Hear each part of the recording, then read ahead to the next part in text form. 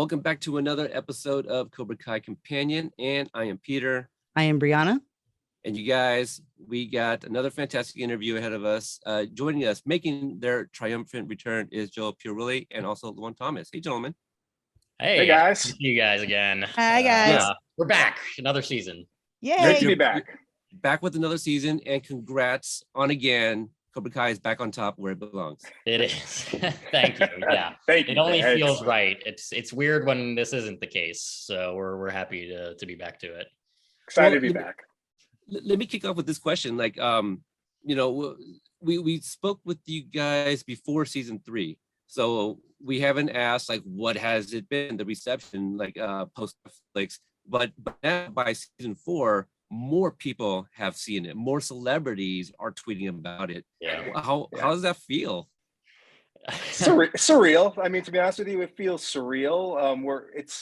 It's exciting because we enjoy the show as fans of it, not just working on it, but we just enjoy it. So the fact that other people are enjoying it as well it's all the better that everybody's enjoying it. So it's shocking how many people are enjoying it, I guess. Yeah, and people you respect and actors you love and all, that's always a nice thing. And then obviously the Emmy nomination this year was like a huge moment for us and at every level. There's been a lot of those moments, and like this past week has been just nonstop of just enjoying every second of it. So yeah. Brihana, anything you want to ask before we kind of start getting into it?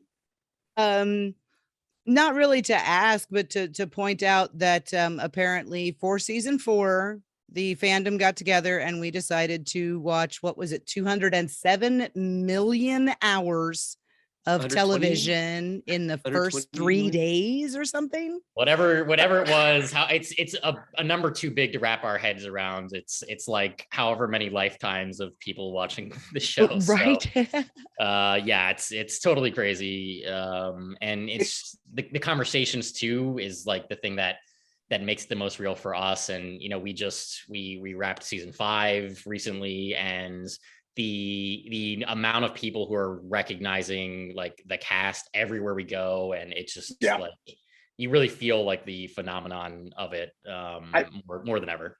I was getting a pretzel like one day, and somebody was like, my grandmother watches the show with my grandson or with her grandson, and I was like, wait. So I was like, this is from like age 5 or 8 to like 65, 70. I was blown away. I was like, oh, that's impressive. That's wow. Okay. People are enjoying this. People are really into this. This is great. I can't say my 20-month-old granddaughter knows Johnny and Daniel on the screen and points at them. She knows them. Perfect. So, that's cool. Nobody's recognizing you guys from 301. Like, hey, aren't you guys? You know what? Not so far. And actually, while you're on the subject, I'm not going to use the word disappointed with you guys, but I'm in season 4, and you guys haven't spotted me yet, as far as I can tell. Really? Mm-hmm. We were in season 3 and they didn't spot us. No, they were pretty quick. They were pretty quick spotting us on season 3 in the back. Yeah, you're the generic people in the background at the bar. We are. Yeah. And we blew Peter's mind so much that we froze him to death. Completely killed him. He's just dead up there in the corner. Joe, I haven't spotted you in season 4, and I have been looking. Yeah. So now that everybody's looking, I'm sure I'll be found soon enough. So the gauntlet has been thrown. I really hope he comes back, because I could talk to you two about this episode for an hour, but I don't know if he wants me to. Well, I'm sure he doesn't want to miss a second of it, but he's the challenge is thrown to Peter if he watches this back in re-recording, for him to be the first one to find me in season 4. Yeah. Oh no. Oh no. We lost him. Juan became the host. That's dangerous. Never let. Oh no! This isn't good. But hey, let's rock with it. What am I supposed to do? Text Peter and find out when he's coming back. Are you coming back? Sure I mean, so far I can handle running a show by myself, but it's like interviewing other fans. Okay, he's trying to come back. All right, we'll get him back. Like, I can interview Watch Party and I can interview Cobra Kai Kid. But we haven't had the pleasure of meeting. It's really you guys are our connection to the to the outside world. I'm not even in Instagram, so I'm very like insular with my stuff. But yeah, I'm on Instagram, but I'm like never on Instagram, if that makes sense. I'm a Twitter person. yeah, I'm not even really all that good at Facebook. I'm kind of none of the above, although just like when a new season comes out, it's hard Yeah. to just like, and I have so many pictures, like I'm taking pictures every day on set, and it's just like, it's weird if I'm just like holding these and no one ever sees them. So Well, why is that weird? They're your memories. they are, but it feels like, I don't know. It just, they feel like, okay, there's just this random great picture of Dimitri or whatever. It's like, I know so many people would appreciate it. So if you have any requests, Brihana, of behind the scenes photos, I probably have. We have tons. It's fun. Like the hard part now though is going through like the iPhoto and being like, wait a second, this is season 5. We because we just shot literally just shot season 5. Right. Like, we just wrapped got what, 2 back, weeks like, ago. Yeah. Yeah, like 2.5 weeks ago we wrapped, and it's like, so for me it's like going through the photo and like, wait, no, that's not that's season 5. Or wait, no, this is season, I actually got in the habit of like the plane ride back from when we wrap. I use that to like organize all the photos from the season. So I make like a big season 4 like file or like album or whatever, and just like add a bunch of stuff into that, so that I don't get my wires too crossed. That is so responsible of you. I'm trying. I sit there and drink bourbon on the way back. I'm like, okay. It is hard when like, because we always talk to you guys when we're like way ahead of, like we're the season 5's over in our minds, is like it's all done, like we've seen, we know how everything goes from the end of season 4. So it's always a strange thing to be going back to talking about things that for us were like kind of felt like a long time ago. And those... Right, but it's only been, it's been what, like right at a year? You guys started on the 20th of January. Yep.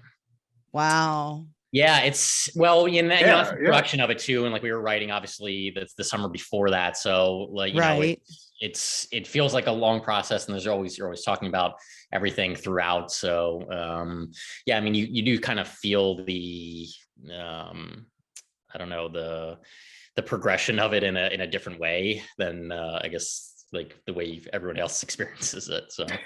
Right. We can now all see the toilet paper and trash bags to the side there.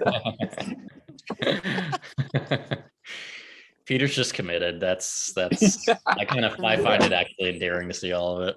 Right. And now all those questions that I just asked you, we're going to have to ask you again, because I was recording, fine, but there was no Peter, so it doesn't count. No, Peter, that's okay. Brihana, would you be able to crop? Because now I'm using my phone because it wasn't strong enough for my computer. I'm telling Amy I'm recording. I'm kicking her out of my office. Oh my God, that looks like a mug shot, Peter. I can try to bring it closer. I can crop you, but I will tell you right already that the picture of you is way clearer than it was. That's good. But that's good. That is good. So it almost sounds like now that we figured out how to just have you record, maybe I just started using my damn phone. There we go. What on earth are you using federal postal supplies for your own personal edification? Yes. Well, I'm also using the federal building to conduct work, and I've done this stuff on the clock, so nothing new here. Oh, okay, but that's okay because Seth likes you. Yeah. And this is interesting. This is the most physically demanding episode of the podcast we've ever had. Yes. Well, we're sorry, guys. Training, right? It's like a training thing right now. It is. It is. Training montage of getting ready. I like it. Oh, you know what? You should totally do that. I should send you this footage, and then there's a training montage of you getting ready. There you go. That's a good idea.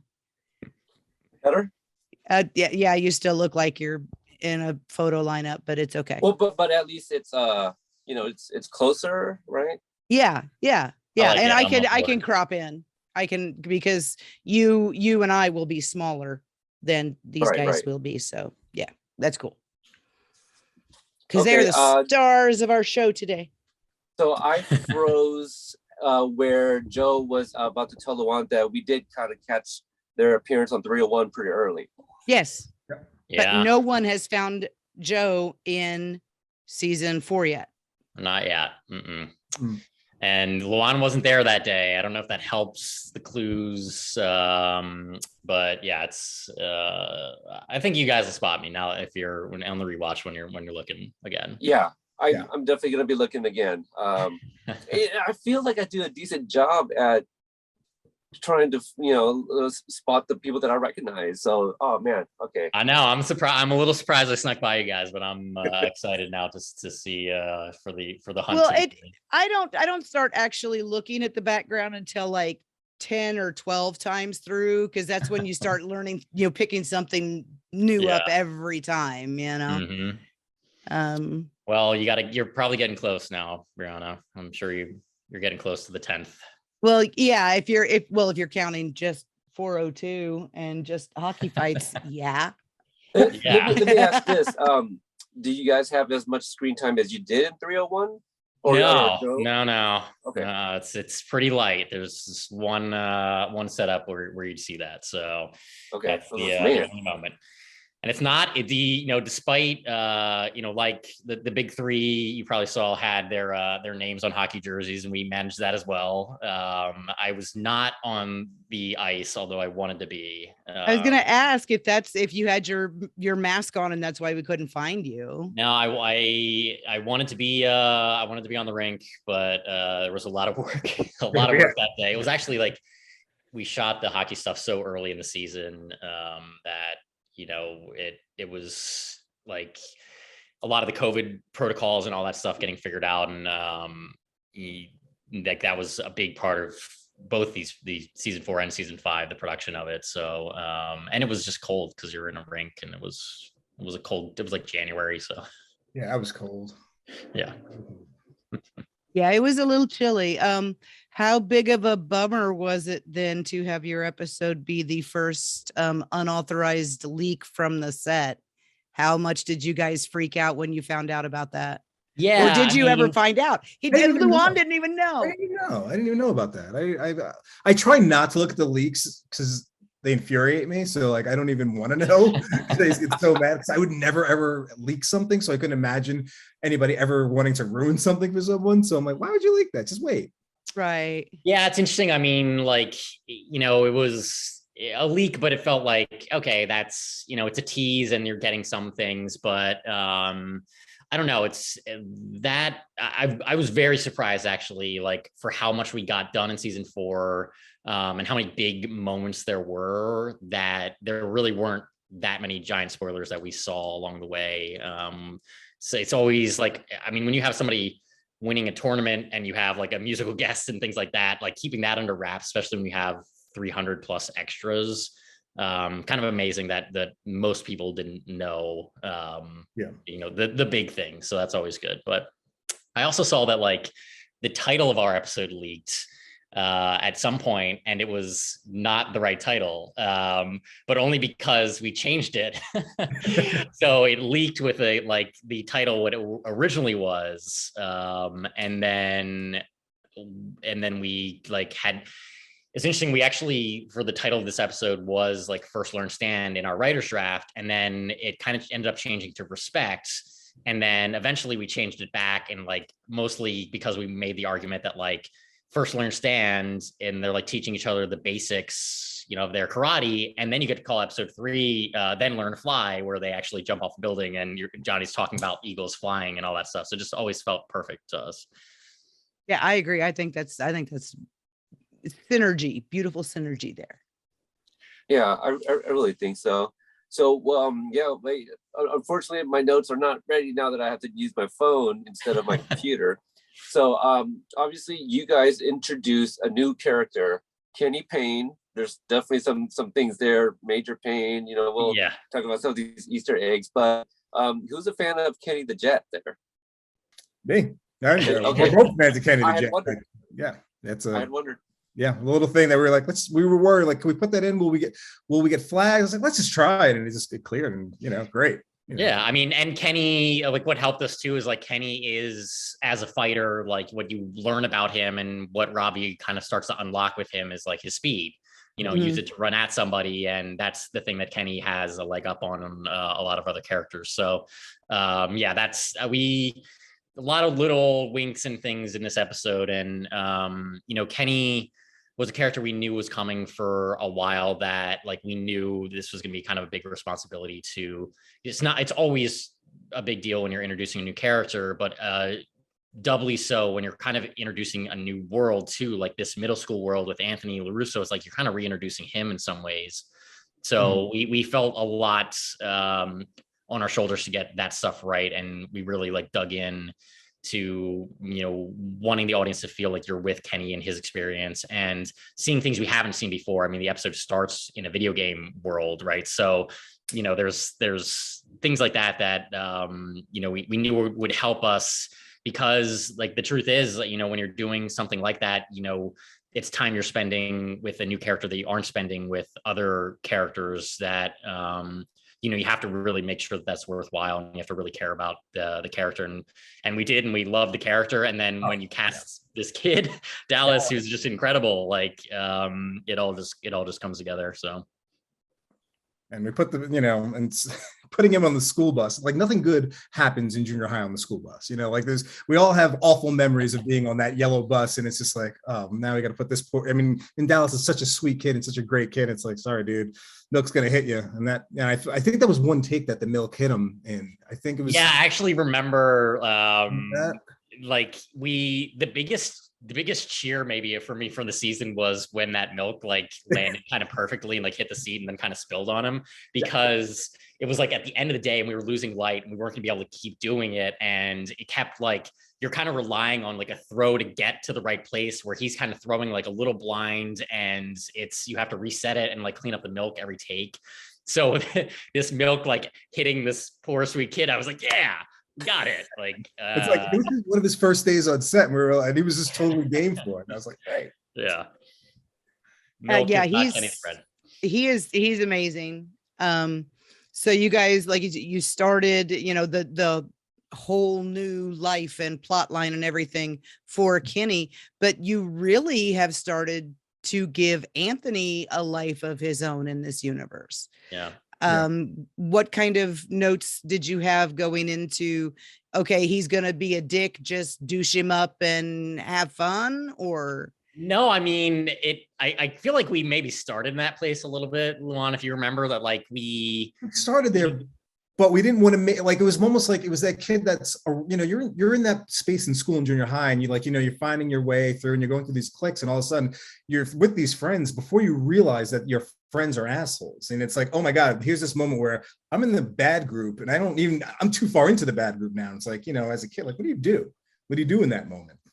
Yeah, and I think it's hard because the more we do one job well, the harder it makes the other job. It's like if you're really feeling for Kenny and you're really like in his shoes as an underdog, then you're kind of not liking Anthony because he's on the other side of that.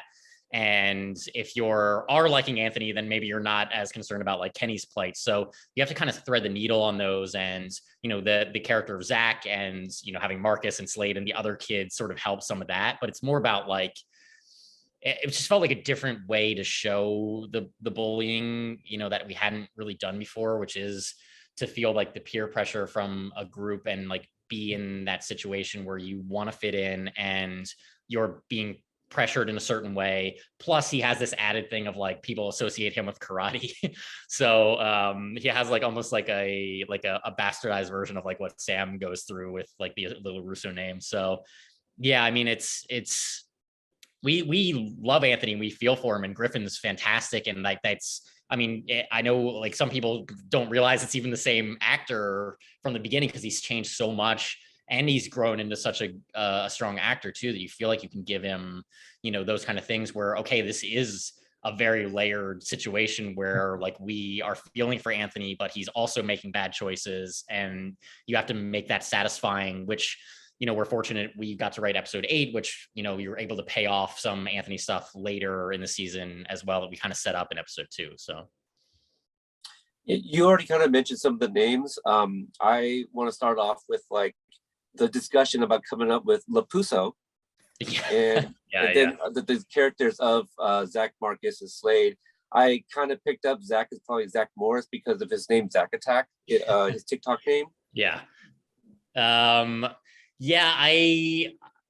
don't know. Like there were so many iterations of these bullies, and like different iterations of Leah too. By the way, like there was discussion at one point, and it's always like we'll tell you guys what we can that hopefully we won't be using the future or spoiling or anything like that. But like there was a time where it's like, okay, is this Zach character, is it like Roland Zarkarian? Who is the kid that is like in Anthony's world that is influencing this? And then who is the person in that Leah role? Didn't always have to be a Leah necessarily. It could have been just someone that was Kenny's first friend. Like, I think what we found that really unlocked it all was making, a bit of the triangle between Anthony and Leah and Kenny.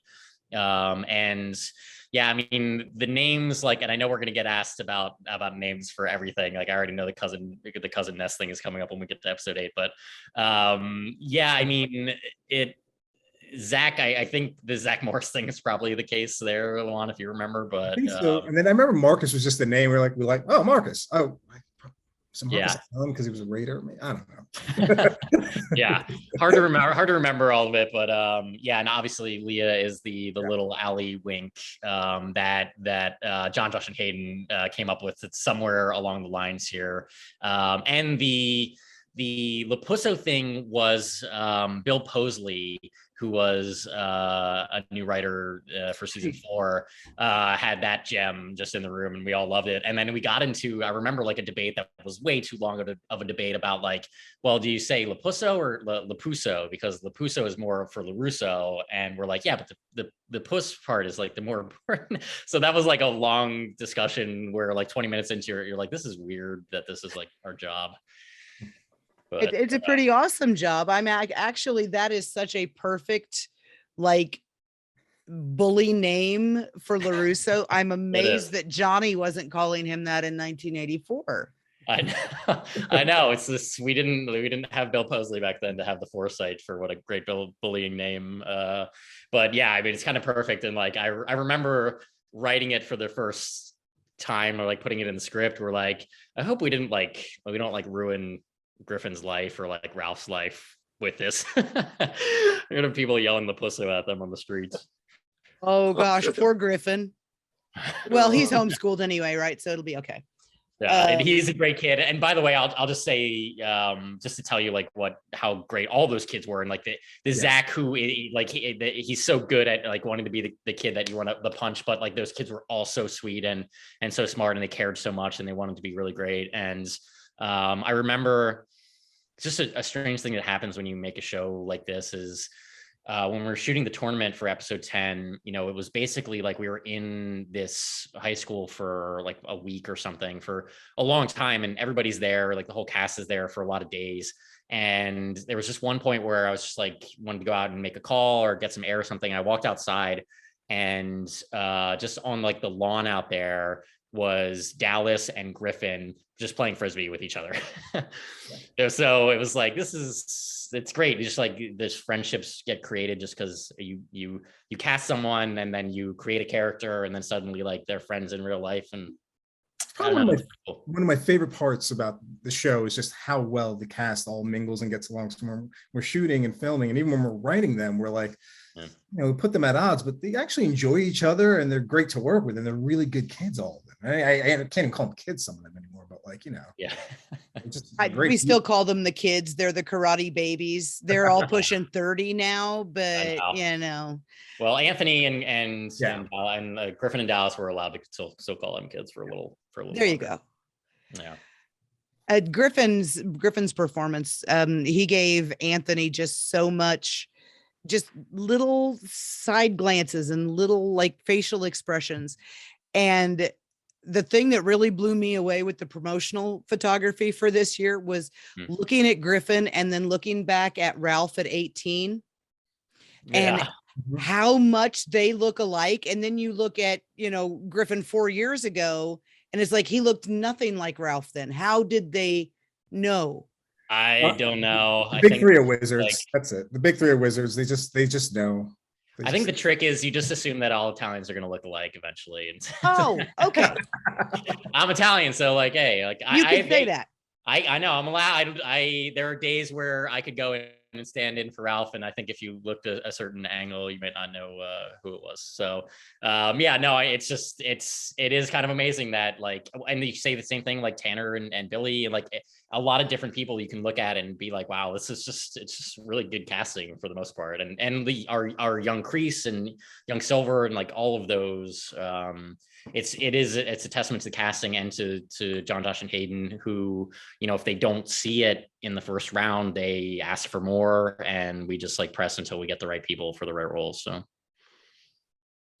one of the other kind of pairings of characters that was really unexpected, and I think a lot of people really enjoyed was, there's a bit of a kind of a, I guess not a bookend, but we got Tory being visited by Amanda at her workplace to have Tory reciprocate that towards the end of the episode. What was the discussion like about writing the dialogue for these two characters? Yeah, it's interesting. Like dialogue tends not to be like the thing that we talk the most about, really. It's more like motivations and structure for the episode itself.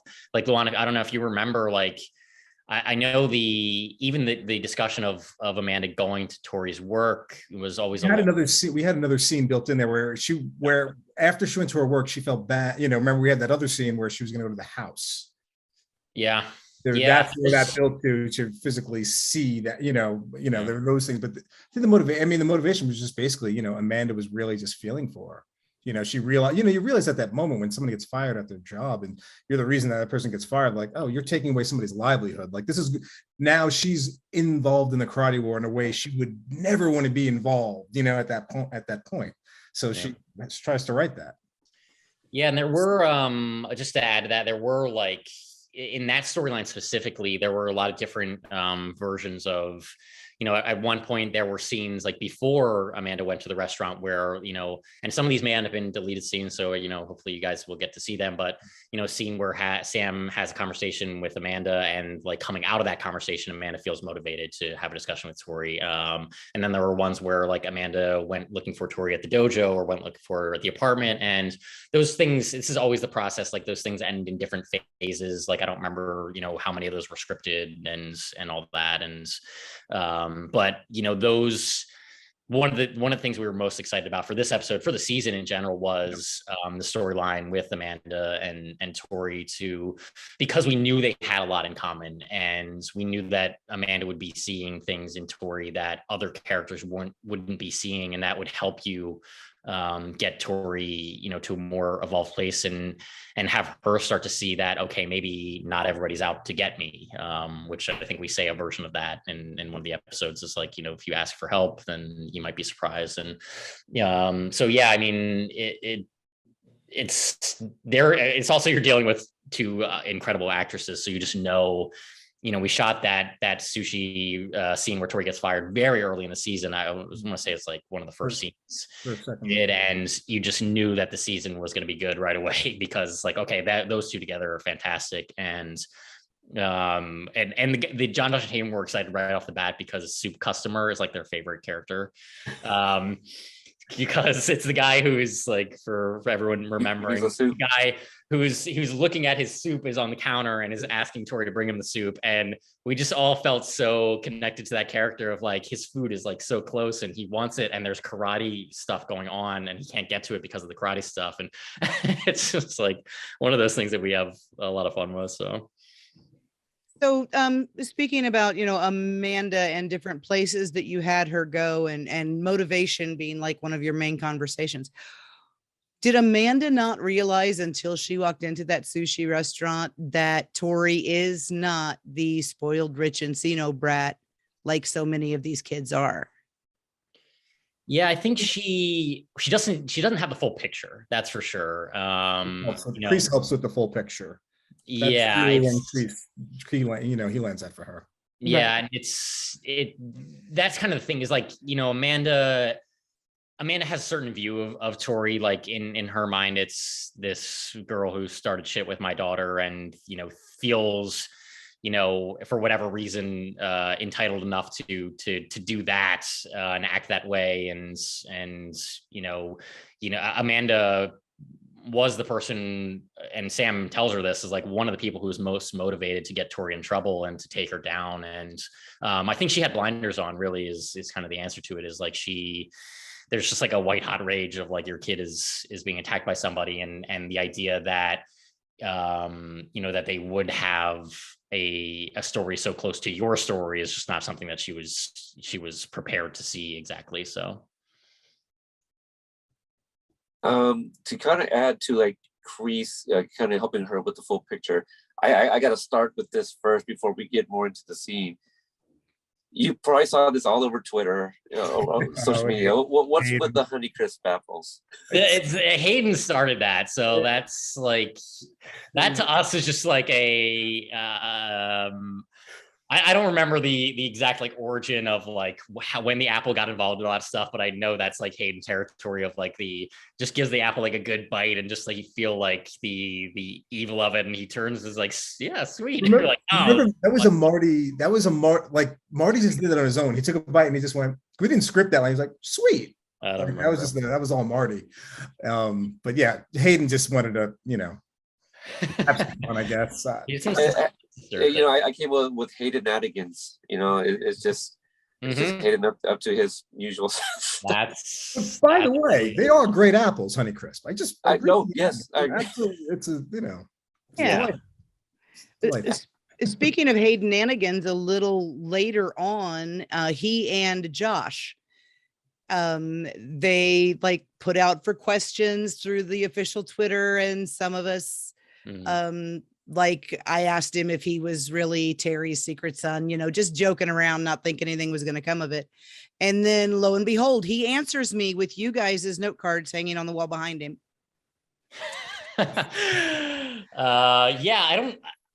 Oh yeah, that's right. There was something where like they were answering questions and they had our note cards for two back there. Yep.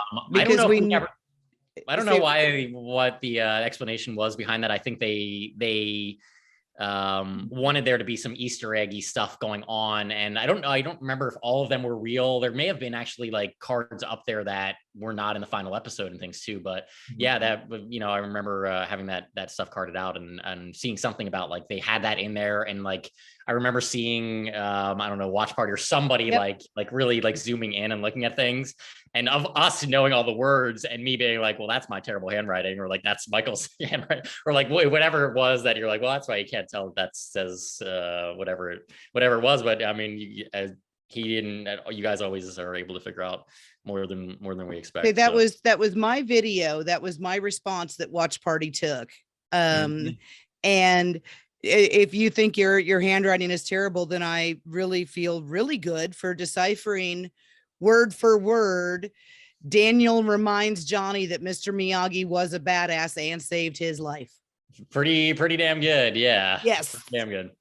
Yeah, it's all in there, and you guys get a look at like the kernels of how these scenes, like, that's all it starts as, is just like we write that. Yeah. And then eventually it goes into an outline and it becomes what you end up seeing. But that's really all starts with like those little cards. Michael's our card keeper. He's the master of the card key. Like Michael's very much in charge of the cards and controls. That's his baby. The cards. He's traveled with the cards. We've taken the cards from LA to Atlanta, specifically. That's it. It's like a guy running film back in the day. Well, that's why he's organizing his photos on the flight home, and you're drinking bourbon. Yes, that is true. Right. Yeah. Yeah. We had actually a bourbon drinker. I don't know if this video will ever get out into the world or not. It's probably not ours to share, but like we did a birthday video for Ralph. birthday this past season, and the bit in our video, and it was us and Bob Dearden and Michael, was we shot it from the writer's room and just played it totally straight of like, happy birthday, we love you, Ralph, all that stuff. But behind us are fake cards that we put up saying like, Terry Silver gets the Medal of Honor, and like Daniel like overcooks the chicken cacciatore and things like that. So Daniel becomes Daniel becomes a Ranger fan, or like a Bruins fan or something. So yeah, I mean, like we always have fun with our cards, and the actors always try to sneak in and see them, especially a problem in season 4 because our writers room had to carry over to Atlanta because everything was happening so fast, and we had to do more writing in Atlanta this year than we had in the past, which meant like our writers room and all our cards are up. So you see like Tanner like coming past, and he just like wants to read everything on the board. Tanner and Jacob. Push him away. Yeah. Tanner and Jacob, the worst offenders of sneaking into the writers' room. They are. Cards. So also in your guys' episode is where we get the kind of the start of each sensei training the other their own techniques. Brihana just mentioned the line about Daniel reminding Johnny was a badass, and Johnny snaps and really takes it seriously.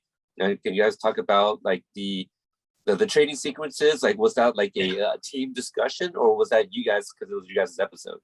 It's always a team discussion in terms of like breaking out what the episodes look like. And I mean, we all knew that this was going to be a banner episode for the fandom, because it's like, okay, Johnny doing wax on, wax off, and with the car, and Daniel telling him about Shrimpo Sensei and like all of those great things. And then the fun thing you really haven't seen, which is like Johnny's gets to do his version of all that too with Daniel. So we just knew those were going to be a blast. So we just put in as much fun as we could. And I looked back at like our first writers drafts, and there are surprisingly the scene where Johnny like falls off the balance board and he's like, I'm never going to use any of this in a real fight. All that stuff was pretty close to how we had it, originally. And it's like him saying you couldn't help Mr. Miyagi with his English and that stuff. So a mix of us putting ourselves in that and what we want to hear them say, and the writers' room coming up with like a lot of awesome ideas for training and getting to throw those guys into each other's worlds. So I mean, no be there is also like a really, it's a commonly quoted line, post season 4, no be there. Like everyone's talking about that right now. Yeah, that one we're seeing a lot of, like, as getting a lot of love, as one of the big moments of the season. And I think actually the thing that makes it so memorable is just like a random thing that we put in, because we're like both like kind of Philly guys. Like I grew up outside of Philly, and Luan went to Temple. Is like he should be eating like a delicious like soft pretzel when he comes out of there. So did you see Johnny coming all the way from like the snack bar and eating the soft pretzel and like punctuating it, that line that this is always good when you get to set up you set up a line where people are talking about it because it's a line where it's like you kind of should have seen it coming, that like he's going to say that because we set it up so much, but you somehow you don't, and that's always the most like satisfying moments are that way. So I always thought that the line that was going to kind of do what this line's doing was the fruit in your beer figures. I always thought the shot at Blue Moon was going to be the but, yeah. You never know exactly what's going to be the thing that takes off, but and it's also that line. The reason that line lands so well is because the hockey fight is so great too. Is like you're so invested in that moment, and Ralph is just so great. And I know Brihana, I think you said like you can't even find like the stunt double in that fight and Ralph like did every single move in there. There wasn't a thing where it's like, okay, put somebody else in to do this specific thing. He did a version of everything that's in that fight. Is Mark still his double this season or season 4?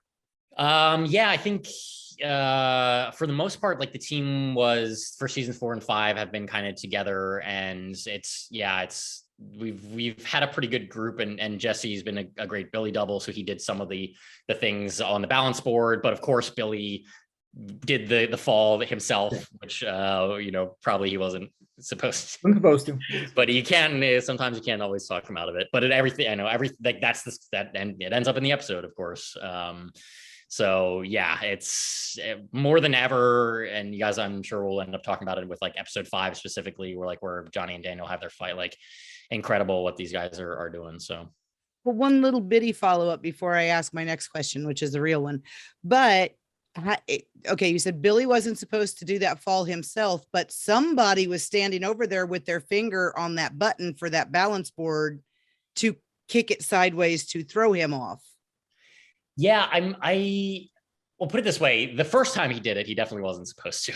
Okay. and then when they were like on board with and the balance board, like, the way they work it is like there's control to it, but I do think they also have like an unlock to it that they can do. I'm trying to remember because it all blurs together, but there's like a tilt that happens that they kind of do themselves, and they knock it off. But so the balance board days are always interesting days because there's a lot of moving parts, literally, with that. And the water, you got to heat the water, and then the fish. It's a little. One of the leads isn't supposed to go head first off the diving board in January. In January. But it happens. But yeah, it happens. They're committed. So the fruit in your beer line, you said that you thought that more people would pick up on that. I can definitely sit here as a representative of that particular part of fandom and say that all the lover boys and boyfriends and all of that stuff that we got, it is much appreciated, as is the fact that you did not have either one of them angry about it. Thank you so much for that. Yeah. I mean, this is the big season where you get the Daniel Johnny fight, and you get to play out their butting heads and the styles like clashing, and Daniel having this thing of like it's the wrong style, and Johnny feeling like you approach fights this way because you're not going to win a tournament doing Miyagi. Like, all of that stuff kind of has to play out in this season, and but there's a more evolved version of all of it too. So the deeper we get in the series, the closer in some ways that Daniel and Johnny get, and they'll always have their differences, but it's nice when you find the moments between them, and the montages that you asked about, like Daniel in Johnny's world at the Eagle Fang warehouse. You feel like Johnny's rooting for him, and he wants him to like be a badass and like unlock all of that stuff. And he calls him baby. I never in a million years imagined Johnny would call Daniel baby. Well, I don't know. Anything can happen with this show at this point. It's amazing. Was that your real question, Brihana? That was the real question. Yes. To thank you for not having them get angry at people for assuming they are a couple. They just roll with it. So we were just talking about like the hockey scene. Can you talk about like the writing, the dialogue with those two, plus the hammer? Yeah, I even grabbed our hockey jerseys. So yeah, there it is. Is that the Making Bacon? Can you show that to us? Yeah, so we got mine's in my closet. I left mine's. I can't. Yeah, we got. Yeah, this is the puck hog. So sorry, we can get a good look at it. But that is definitely the Making Bacon pig. Yes. I can't speak to that. I can say that you guys know at this point there's not that many things that happen on our show by accident, especially things that are. Is it possible that that the hockey team that you don't even see really in the episode is somehow a callback to something like that? That seems really extreme. We would have to be crazy to do that. Brihana, any other scenes you wanted to ask about? Because all I have left is the Tory visiting Amanda. Oh God. I mean, I could go on and on and on about this. I mean, seriously, because let's see. Please. I was disappointed in one thing, and I know that you guys can't comment on it because it may or may not happen at some point in the future. I very badly, when Johnny started doing the wheel technique, wanted Daniel on the other side of that platform with him. Yeah, you can't speak to that. I mean, a lot of different things were discussed, but you know, there's so much that you get in that episode, in those montages where, Oh yeah, listen, you're gonna make everybody's head explode if you do too much. Like, I don't know, Johnny hitting the nail perfectly, which, by the way, credit to Billy for getting that one, and that didn't take that many takes. And also Ralph doing push-ups on his knuckles. Which, yes. on that card, that hurts. That was that particle board. That it was real. Ralph was really, his hands hurt. That is one question. Were those baseballs flying at his face real? Tell me they were CGI, please. So the answer is in the middle, which is they were real balls, but they were not real, like, hard baseballs. They were replicas that you could punch away, and Okay. I love that scene. I love Yeah, so no less impressive. He is punching baseballs out of midair. Oh yeah. No, there's not like, we didn't like, okay, just punch Ralph and we'll put in things in post. No, we were shooting balls at him and he was punching them. It was happening. He was hitting them, as you saw in the episode. There's plenty of good hits too that didn't even make the cut. So he did it enough where it wasn't like we weren't waiting for like 15 minutes for him to hit one. It was happening, multiple times in a row sometimes. So yeah. There's one piece of dialogue where he says, sink your fangs into those balls.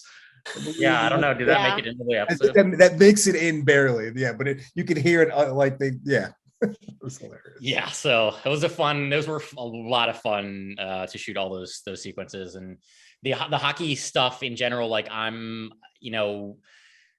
it kind of started in a place where, like, you knew the shape of the episode and you knew that you wanted to, like, have Johnny do some Eagle Fang-esque thing that actually sort of started more of like a Johnny picks a fight with somebody, is it at a bar, is it wherever, and then just like, I mean, I play on a hockey team, and it's just like one of those things where, like, felt natural to me that, like, that's the kind of place that Johnny might go and have his reasons, like have a lesson there, and knows that he can piss like those kinds of guys off. And so it all and helps that, Ralph's a big hockey fan. So it was when we had the idea to do it, set around a hockey game, I think it was, a pretty easy sell for a few different reasons. So. Right. And probably the only other thing that I want to say is that I thought Hayden was fucking with me when I asked jokingly what LaRusso fans were getting this season, and he said food sharing. Right. Yeah. I mean, you get they share beers, they share food, all these different things happen. Johnny rips his ham sandwich in half and shares it with him. Yep. I mean, it's just like, it's like perfect. It's everything we've ever wanted, but so much more. Yeah, and I credit to, I think, Michael is episode 3 stuff of that opening montage. You get a lot of really good stuff with them where, like, I actually hesitate to even throw this into the fandom, but I'm going to do it anyway. Like the opening of 403 where, everybody's walking out after the big day and they're going to the cars, and Sam and Miguel kiss, and then and then Johnny and Daniel fist bump. It's like, you see Sam and Miguel kiss right before them, and they're coming up in the same formation. Just for a second, your brain goes like, oh, there's just going to be like pairings where. So Brihana, if you didn't do that naturally in your head, I'm surprised. Oh no, I absolutely did. I was like, oh my God, that was shot on purpose. Yeah. So credit to Marielle for that one. That's a Marielle did great on 4. It's like just everything about this season and 402 we're just really proud of this episode, and got to do, again, going back to even the Kenny stuff, and it's like some completely different things, and then some things that you knew the fans were gonna flip for. So it was fun to be able to do both in the same episode. So if people didn't like one or the other, they got some some joy on the other sides. But I think everything we're seeing is like, people love Kenny as much as we do, and are enjoying the new world that you get to step into with those kids. So And the fence scene and him getting chased, and there's a bike in the dumpster, like all Right. Easter eggs everywhere. So The fence chasing, it's funny. That also, I mean, it's obviously a throwback to Karate Kid, but it's also a little bit of a throwback to The Outsiders with, Ralph and Ponyboy being chased with Johnny, and kind of there's a bit of a scene where they're running and there's a little fog out there and the kid's being chased too. So yeah.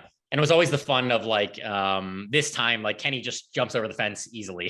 You know what I mean? Like he gets to jump over it in a way that like they caught up to Daniel a little too quick for him to be able to. And Right. And his bullies just go find a hole to chase him through rather than jumping it themselves. Yeah, exactly. They get a little cheat code. So, but yeah, I mean, it helps. Like it was also a good way to display like what Kenny can do athletically in his running and all that stuff. So it's a good setup for other things you're going to see. And then, obviously like the reveal at the end of the episode with Sean too. So. Oh, that's right.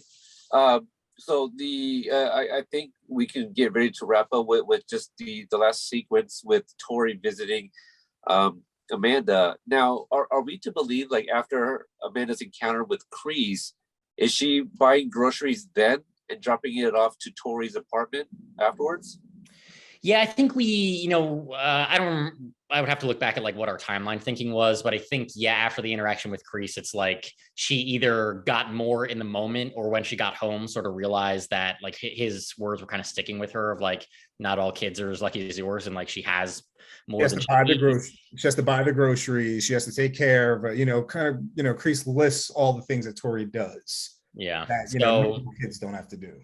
Yeah, I think that feeling that like whether Amanda either made another trip or after or anything, like it's really just about like that's stuck in her craw of what Kreese said. And adding to that, the fact that like, Amanda has a genuine reason to be concerned that like, because Tory's situation has been disrupted by her getting fired, that, maybe she genuinely does need this. And it's, kind of the least she can do to sort of try to help bridge the gap. And it's all coming from a place of guilt at that point. And it takes obviously a lot more to happen with their relationship to get them out of it. Cause really like that is like an extreme low moment between the two of them, is basically like Amanda kind of feeling like she's actually made things worse for herself and for Sam and for the situation in general. So yeah, I did like poor Anush. And should I start wearing protective equipment to work? Did I just step in a karate thing again? Yeah. But I really appreciated also hearing Tory. Yeah, we've seen her be the not really innocent, but much sweeter girl that she was when she first came in season 2, and all through the getting, as hard-nosed as she did in season 3. And now for her, what it all boils down to is I feed my family, bitch. Like, I don't need anybody else to do this for me. And just that one line, I think, made me like her so much more. I always thought she was redeemable because she's just a kid, but I absolutely understand that mindset too. Yeah. And that's the kind of thing that carries forward to like, that kind of comes to a head when her aunt Candace visits her, right, and is sort of threatening to move in on all of Tory's, like the way Tory has things worked out, and like Tory's always sort of hanging by a thread in terms of like being able to manage everything that's on her plate. So the aunt coming in and sort of threatening, to cut them off from the money and all of this other stuff is like kind of the thing that jars her to go back to Amanda, after another confrontation with Sam. So, we're always looking for ways to like be setting up those kinds of things that, you feel the pressure more on Tory as a result of this episode, and you feel pressure on Amanda to try to, she'll say it later, but she says like she doesn't want the rivalry to dominate, Sam's life anymore. So that's part of where she's coming at it from. And then when she sees a little more in Tory, then it becomes about the both of them. So. Okay, well, that's all I have. Obviously, I can't wait for you guys to come back to talk about episode 408, Party Time. Brihana, any last things before we let these guys go? My husband's favorite episode of the entire series, and Pretty close to mine. Thank Pretty you. close. Thank you. That's Yeah. great. I Yeah. appreciate that. Thank you. That's I mean, I'll tell you what. I mean, I already kind of told you guys earlier, like which episodes were my favorites, and but there's just so many things about 402 that everybody is talking about. You know, whether it's a quote or a sequence. You know, so 402 is definitely is up there for a lot of people. And again, like every episode is just so great. I think 408 really stands out to me because like I felt seen as a dad because of like how Daniel is, Yeah. you know. So I'm like, okay, so it's not just me. All right, hey, the 408's one that is getting talked about a good amount too. There's a particular Miguel and Johnny scene that gets a lot of traction. So Oh no. yep, you're gonna have to to listen in to talk about that one. Yeah, I mean, this one is close to our hearts. We get lots of little low level things of like the joy of major pain, which you mentioned, Peter, of like their dad is Their dad is a major. Yes. Did he break their finger to take their mind off of it though? That's the important question. Yeah, it's possible. And so he's from those things at that level to like the much more Kenny in a dumpster crying level stuff. So it felt like we got to flex a lot of different muscles on this episode. And yeah, it's a good one. So thank you for letting us wax poetic, so to speak, about it all. Oh, for sure. I mean, we've been chopping at the bit to get everybody back that we've spoken to with before, and then some. Obviously, Bill Posley at some point. I don't know if you guys. I think Luan liked my post, so I know at least he saw it. But I did like the non-spoiler review before the release of season 4, and I was just like, yeah, the one word to describe this season 4 is growth. Like the writers like brought their A game. All the actors were acting their asses off. Just everything about season 4 was so good.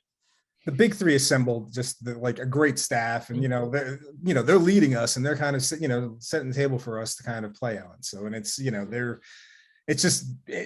the best case scenario. We have a great team of writers that we're fortunate to work with, support staff, and then the cast and the crew. Like honestly, it's the perfect situation to make this kind of show that everybody's enjoying. Thankfully, yeah. Season 5, we can already tell you is fantastic. So don't start already. No. I'm sorry. I just have to tell you, like it's not like it ends here. So excited to have even more in store, and we'll try to help you guys bridge the gap however we can. We'll keep like posting pictures or whatever else.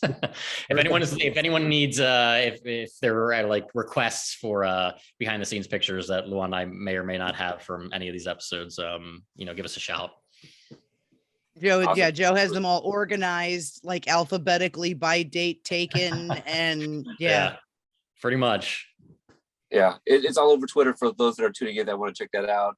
Definitely all over Twitter. I've been enjoying them for sure. All right, so we won't close out, like the regular way. But we're all over Twitter. We'll definitely include your guys' contact information if anybody wants to follow you guys. So for Joe Luan, thanks again for joining the show, and thanks to all you guys for tuning in. And we'll catch you guys next time. Thanks, guys. Don't say bye for me. Did I say for you and then Joe and Luan? I said that. No, you said for me, Joe and Luan. I'm sorry. Let's do it again. We can do that again, and then you can do the like a fade. Okay. Nah, I'm good. But